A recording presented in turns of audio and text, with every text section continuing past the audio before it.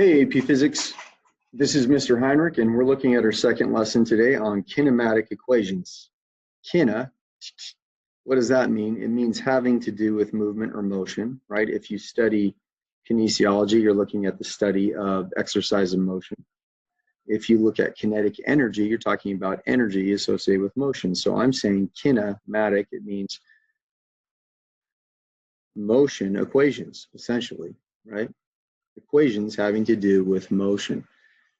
Now, in our last lesson, we introduced some really important ideas.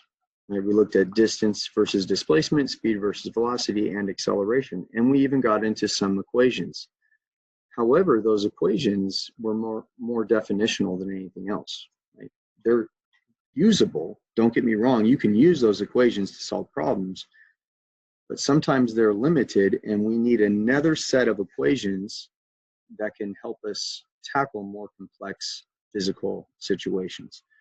So let's recall some of those ideas from the last lesson, right? What was average velocity? To have an average velocity is to change your position, delta x, with respect to a change in time. That is to say, I'm going to have a displacement occur over the course of time. Now, if you recall from the lesson, this meant x minus x naught over t minus t naught. I know I didn't go into that detail when I talked about average velocity. Remember, our initial time is almost always 0.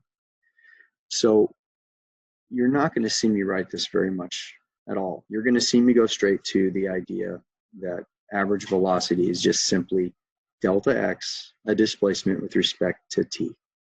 Okay? All right. And we also looked at acceleration being defined as the change in velocity with respect to some time t. And these were our two main equations. I mean, we had an equation for speed, but that one doesn't come up very often.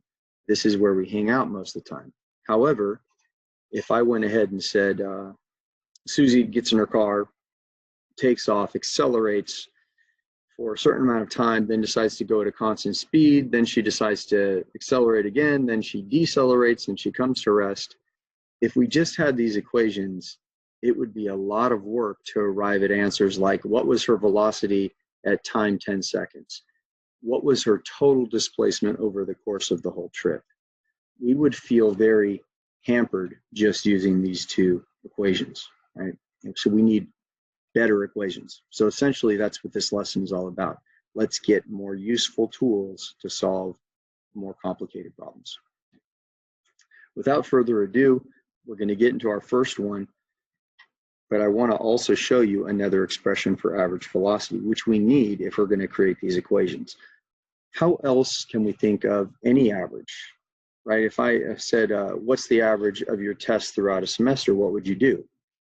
You'd add up all of your tests, and then you'd divide by the number of tests, and that would be your average test score for the semester, right? Well, we can also think of average velocity like that as well. An average velocity can be thought of as our final velocity at the end of a time period, plus our initial velocity at the beginning of that time period, divided by the total number of velocities. How many velocities total? 2, right? So using these three equations, now I am ready to develop 4 kinematic equations that we're going to use all year long. So really make sure you watch this video again if you need to understand some of these ideas better. Okay, let's get into our first one, and I'll just put number 1 out here, circle it. And our first kinematic equation comes directly from our acceleration definition. Again, acceleration is a change in velocity with respect to time. Well, I'm going to expand this to be a equals v minus v naught divided by t. Okay? Now, we're all at different points with our algebra skills. What I want you to do now is isolate v, right? So if you want, you can pause the video right here and see if you can isolate v by yourself. I'm going to go ahead and do it right now, though. What I would do first is I would clear this fraction by multiplying t to the other side. So I'd multiply both sides by t, squeeze that in there, right? these t's would cancel out, and I would end up with, now I'm not going to write it as TA, I'm going to write it as AT. It doesn't matter which order you write those two in because they're being multiplied, okay? Equals V minus V naught. So I multiplied T to both sides, I got that. And then I'm going to go ahead and add V naught to the other side, because right now it's being subtracted from V. I'm going to add it to the other side, and I'm going to flip my equation at the same time. So let's add this over to both sides. I'll even write it this time. At the beginning here, I will show more steps, but as I feel that you're getting more comfortable, I will definitely be skipping some simpler algebraic steps in the future. So I'd add V naught to both sides, and then I'm going to flip the equation over. So I would have V is equal to V naught plus AT. This is your first kinematic equation, and I'll put a 1 next to it also, okay? There it is, the very first one. So really, it's not an equation unto itself, it's just a rearranging of the acceleration definition, essentially, okay? Let's look at our second kinematic equation. And then I'm going to come back to this one and ask an important question, okay? All right, number 2, here's our starting point. If average velocity is equal to this, excuse me, and average velocity is also equal to this, then isn't this equal to this? Yes. So I'm going to write that expression first. I'm going to say delta x, or displacement, divided by time is equal to v, final velocity, plus initial velocity divided by 2. And all I've done is say that if this whole thing equals average velocity and this whole thing equals average velocity, then they must be equal to one another also. And we just came up with a very convenient expression right here. V is equal to V naught plus AT. So I'm going to combine this idea and this idea together. I'm going to substitute, right? I'm going to do a substitution. This piece right here, since it's equal to final velocity, I can substitute this piece in right there, right? So I'm going to write over here, we'll write down here, this leads to the idea that delta x over t is equal to V naught plus AT plus V naught divided by 2.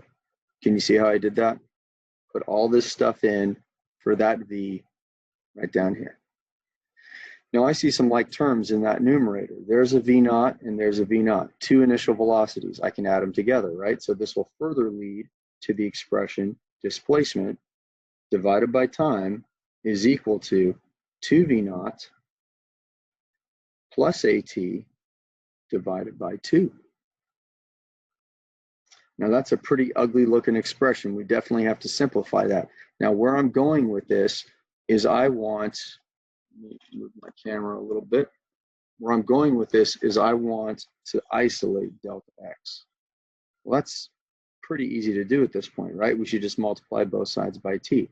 I'm going to squeeze that in here. I'm going to multiply both sides by t, right? These t's cross out.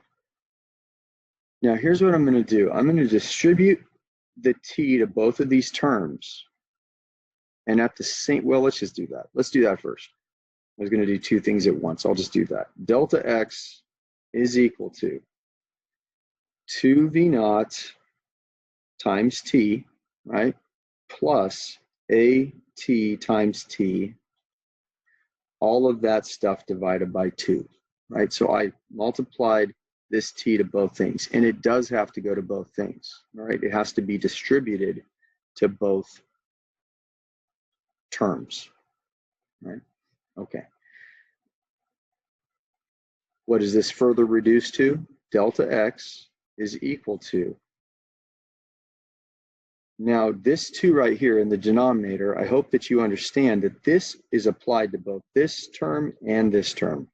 It belongs to both of those things. So that's the way I'm going to write it now. I'm going to say 2 V naught t divided by 2 plus AT t squared, right? T times a t right there, t squared, all divided by 2. And that actually looks pretty, that's a pretty nice move right here, because what happens to our twos, they divide out, right? And we get delta x is equal to v naught t plus, now, excuse me, to divide by 2 is the same as to multiply by what? To divide by 2 is the same as to multiply by a half, right? So I'm going to put a half, bring that divided by 2 out to the front as a half, at squared.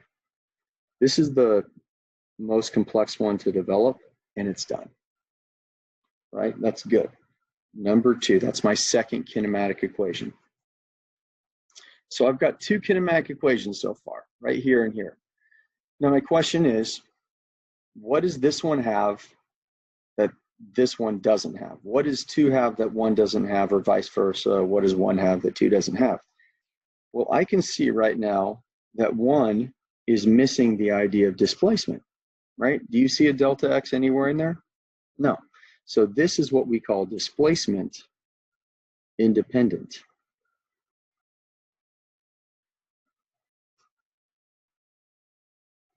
Okay. And this one right here is missing final velocity, right? It doesn't have a final velocity. It has a displacement right there, but it has no mention of final velocity. So this one is final velocity independent.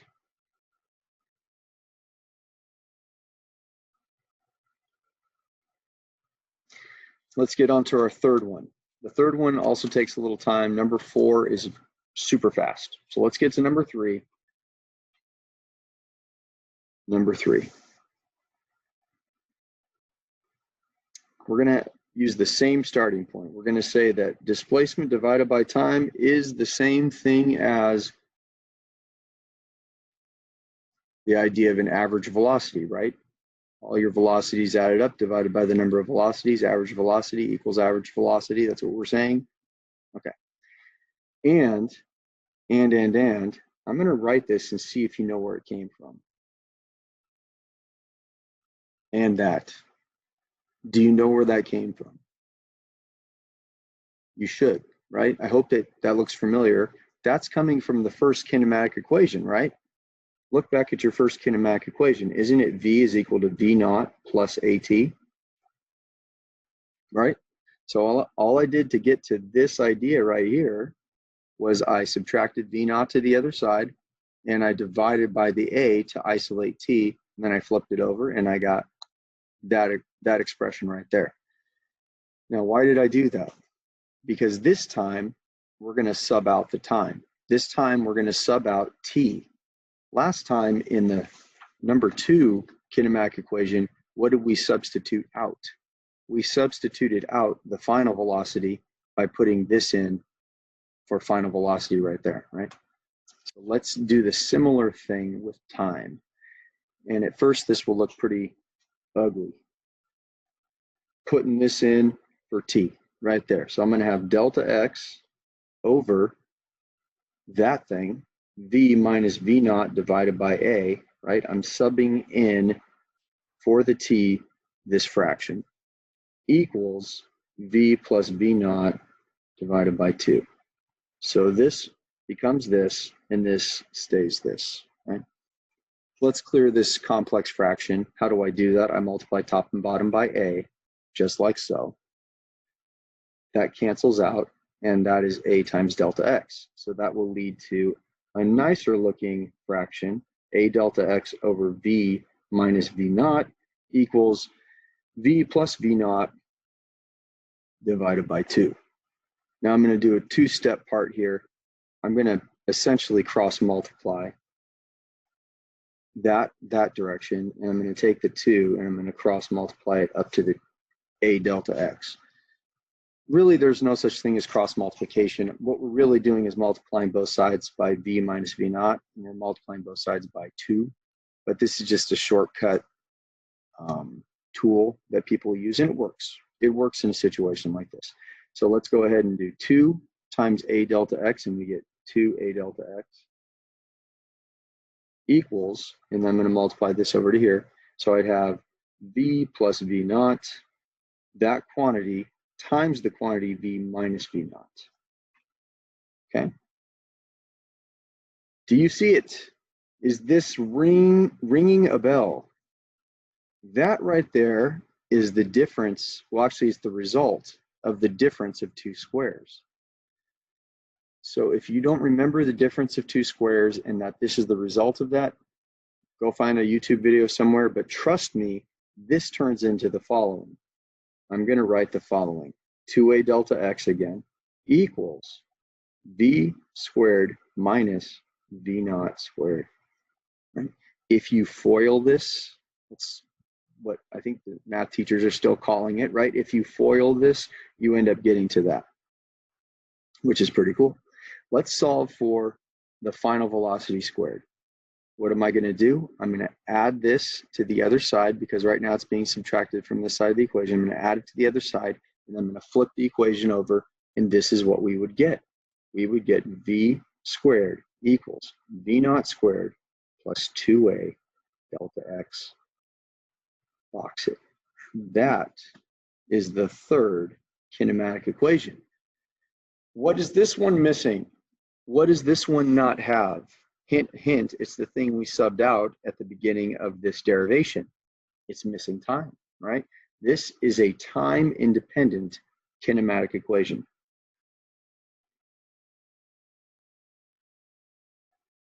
All right, let's get to our fourth one. Number 4. Let's start where we've been starting this whole time. What do? We say delta x over time, that is average velocity equals average velocity, right? Those are both average velocity expressions. Let's just solve for delta x. Let's do that by multiplying both sides by t. And we get delta x, displacement, right? Change in position. Those are all ways to refer to that. Equals v plus v naught divided by 2, that whole quantity times t. And there it is. That's your fourth kinematic equation. We could have done that one right at the beginning. Yeah, but I like putting it here. 4. That's my fourth kinematic equation. Right. What is it independent of? What does it not possess? Acceleration. This one is acceleration independent.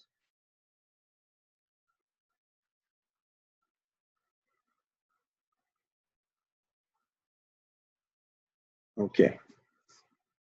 Give me a second to get the lights back on. All right.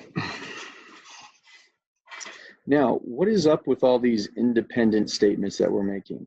Well, when you're approaching a problem, because we're going to start doing example problems pretty soon here, when you approach an example problem, and let's say, for instance, it's not asking you to find time, and it doesn't give you time as given information, then you should use the time-independent question, right?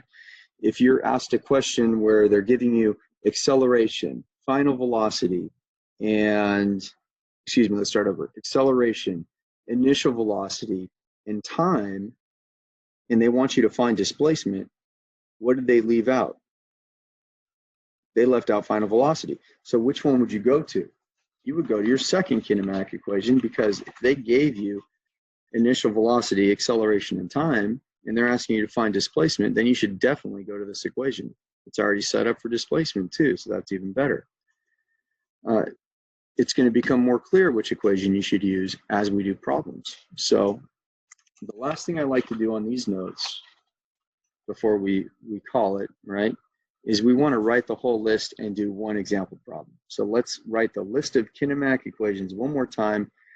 And it's definitely, or these are definitely equations that you should memorize. We're going to use them that much this whole year that they're worth remembering. So our first is that. Our second is delta x equals v naught t plus 1/2 at squared. Our third kinematic equation, final velocity squared equals initial velocity squared plus 2a delta x. And the last but not least is that position function where we're saying, hey, there's an average, isn't that just average velocity right there, right? Times time. And those are our 4 kinematic equations. Let's go on to an example, okay? And then we're going to decide which of these to use. Example. Let's be a little extreme here. A bullet is fired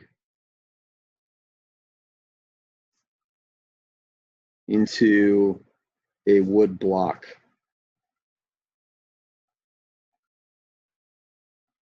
Okay, let's see what I want to give you here. We're going to give you the initial velocity. So if it has an initial velocity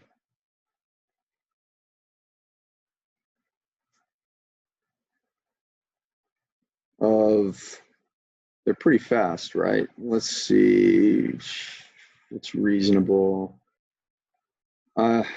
Off the top of my head, I don't remember what's reasonable for a bullet. I'm going to go ahead and say 60 meters per second. I don't know if that's the actual value, but we're going to use that. If it's fired at 60 meters per second and it displaces, let's say, 5 centimeters into the wood,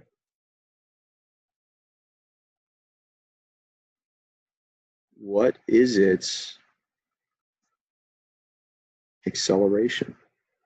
All right, let's find out its acceleration. Now you might be thinking, what do you mean acceleration?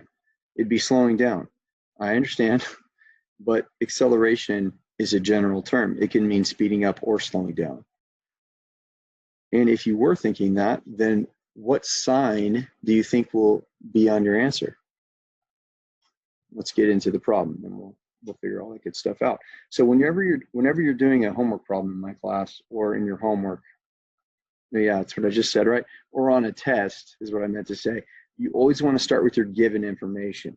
So what is our given information? Well, we have an initial velocity. And that would be a V naught, an initial velocity of 60 meters per second. Now, I've been very nice and I've said initial velocity. What if I just said the bullet was going 60 meters per second? Well, you would still assume that was the initial velocity because at the outset of the problem, it's going this many meters per second, 60. So sometimes it's not always as obvious as me saying, hey, this is the initial velocity. Okay, what else do you have? It displaces. Again, I'm being pretty obvious, right? It displaces how far? 5 centimeters. Now, I might have told you if it embeds into the wood 5 centimeters, you still need to make the assumption that since we're talking about centimeters, we are talking about displacement. It's gone, it's changed a certain position, right? 5 centimeters. And that's all that we have, right? And it asks for acceleration. Well, that's not enough information. If you look back at any one of these equations that we just did, there are how many variables in those equations? 1, 2, 3, 4. 1, 2, 3, 4. Acceleration, time happens twice in there, right? 1, 2, 3, there's always 4. So if you're looking for a fourth thing, then how many items do you need? You need 3 things. This is only 2 things. So what gives? There is an implied piece of given information. Do you see it? What is implied by the problem? Doesn't the bullet come to rest? It comes to a stop after those 5 centimeters. We actually have final velocity, don't we? Final velocity is equal to 0 meters per second. That's very important to be able to glean that information from a problem because it's not always explicitly told. Okay, now, we can't leave this as centimeters, right? This is meters per second, that's meters per second. We got to change those centimeters to meters. I am making a big assumption that you already know that that's 0.05 meters. What I need from you guys is if you're not good at doing this kind of conversion quickly, you don't know how to do it, then I will do separate lessons on unit conversion for you. You know, converting from like kilometers to meters, or converting from centiliters to liters, things like that. I'll do a little side lesson on that if you want. But essentially, we're just moving the decimal 2 spots to get to meters. Okay. Let's get to the point of this lesson and let's finish it, right? It's been a while. We have 1, 2, 3 pieces of information, and we're looking for a fourth. That's typically how kinematic problems go. What do we not have listed here? What is not listed here at all? We're not being asked to find it, and it's not listed as a given piece of information. Time. And that's how I always figure out which equation to use. So which equation is time independent? Number 3 was time independent. So that's the equation we should definitely use. We should use v squared equals v naught squared plus 2a delta x, and then isolate this expression for acceleration, because that's what we're looking for. Let's do that first by subtracting both sides, v naught squared. Again, these are steps I'll probably skip in the future. So I would have v squared minus v naught squared equals 2a delta x. And now I want to isolate acceleration. Now what's happening between acceleration and the 2 and the delta x? Multiplication is happening between all 3 of those things, right? So if I want to undo multiplication, I will divide by 2 delta x. And yes, you can divide them at the same time. There's nothing wrong with that. The 2's would cancel, the delta x's would cancel. And I would end up with acceleration equals v squared minus v naught squared, all divided by 2 delta x. Whew! That is called solving generically, and you have to get good at this. Not just because I'm a stickler for it in my homework, but because on the AP test, a lot of times they don't even give you numbers. They want you to be able to do this and to tell you the relationship between variables as a result, okay? So you have to get good at this, and you can. You're gonna get plenty of practice, I promise. This is our final expression that we're gonna plug our information into. So acceleration equals, now what's v squared? Well, that's 0, right? Our final velocity is 0, so I'm just going to cross it out and call it 0. Nothing wrong with that. Negative, don't forget there's a minus here. We can't lose that. That still exists. Minus what? 60 meters per second. Plug in your units also. Really important point that I'm making here. The negative that's out here is not getting squared. Only the 60 meters per second. That negative is not being squared, because we know if we square a negative, we get a positive, right? So that the only thing being squared is the actual velocity value, not the negative there. Now, if it was a negative velocity, then yes, you'd be squaring it. But this minus sign is not attached to that velocity. It comes from the equation. I hope that makes sense, okay? Divided by 2 times delta x. Now, what was delta x? 0.05 meters. You notice I didn't use the centimeters because I need unit agreement. If there's meters here, I need meters there. Right? Can't have centimeters and meters mixed in the same math.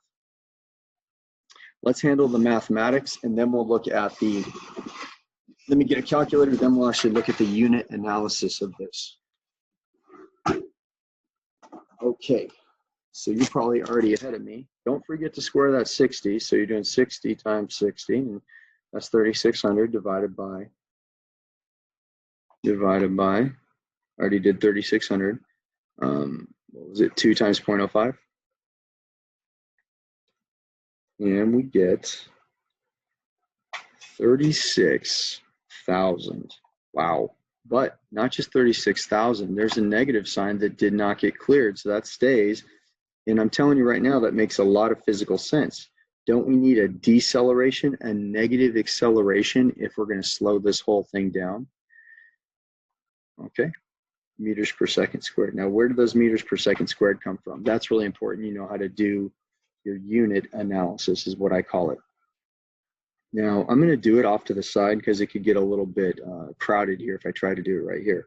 My UA, my unit analysis would be, well, what's happening to the meters? They're being squared. What's happening to the seconds? They're also being squared. So I'd get meters squared over seconds squared, all divided by, right?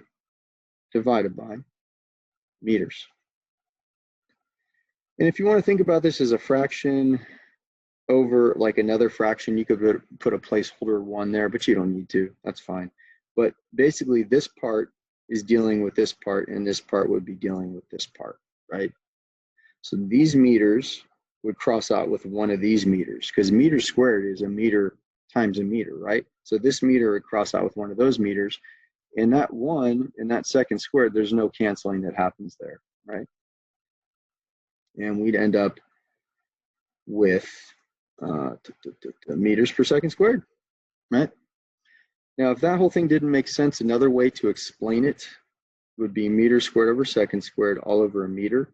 You could clear this complex fraction by multiplying top and bottom by 1 over m, right? I would do the inverse of this, which is 1 over m, and multiply top and bottom by it. And so the m's would cancel. That meter would cancel with that meter, and you'd still end up with meters per second squared. So however you want to do your unit analysis, I just want to make sure you understand how to do it. Why is unit analysis important? We don't want to just have another step for another step's sake. This is a foolproof way to prove to yourself that you did your algebra correct, right? That you didn't make an algebraic error, because you should end up with units of meters per second squared if you're dealing with acceleration. Thank you for listening to this very long lesson, but man, these are important equations. We're using them all year. Have a great day.